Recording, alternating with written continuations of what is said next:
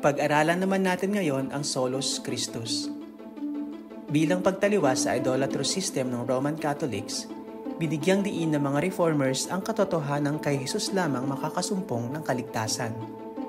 Grace is the basis of salvation, faith is the means of salvation, and Christ alone must be the object of faith. Sola Gratia answers the why of salvation, Sola Fide answers the how, and Solus Christus answers the who.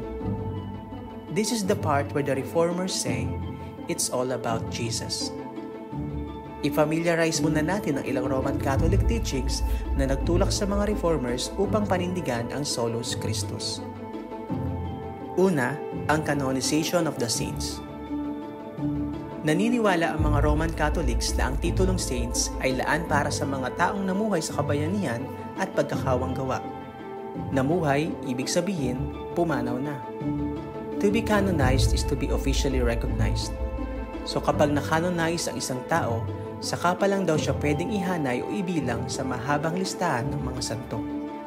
Biblically, being a saint is not based on our heroic virtues, but on Christ. We are saints because we are all set apart for Him. Sa katunayan, tinawag ni Apostle Paul sa kanyang liham ang mga taga-Corinth na saints kahit ubod sila ng pasaway noong mga panahong iyon.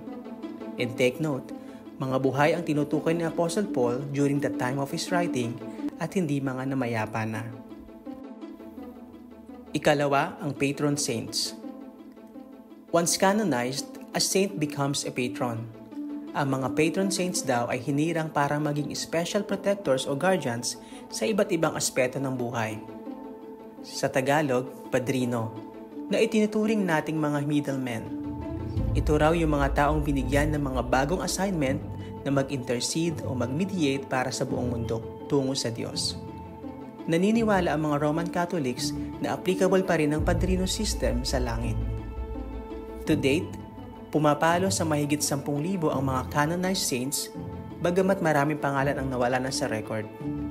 Pope Francis so far has canonized almost 1,000 saints.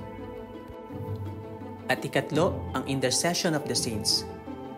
Interesante ring malaman na may kanya-kanyang baluarte raw ang mga santo. Noong 2020, may Italian teenager na na-beatify si Pope Francis by the name of Carlo Acutis. Pero nasa beatified stage pa lang. Ibig sabihin, candidate pa lang siya for sainthood. May mga nagsasabi na kandidato siya bilang patron saint of the internet.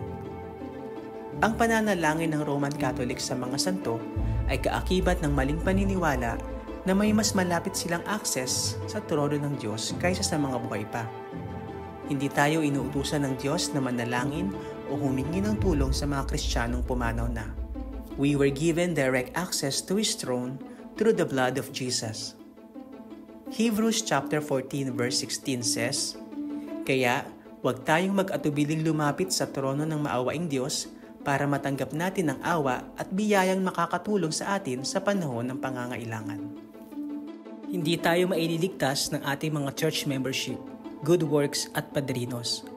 Hindi tayo maililigtas ni Abraham, ni Moses, ni Mama Mary, ni Apostle Paul, ni Buddha, Hare Krishna, ni Allah, ni Muhammad, ni Confucius, ni Pope, at iba pa. Only one name is necessary for our salvation, the name of Jesus.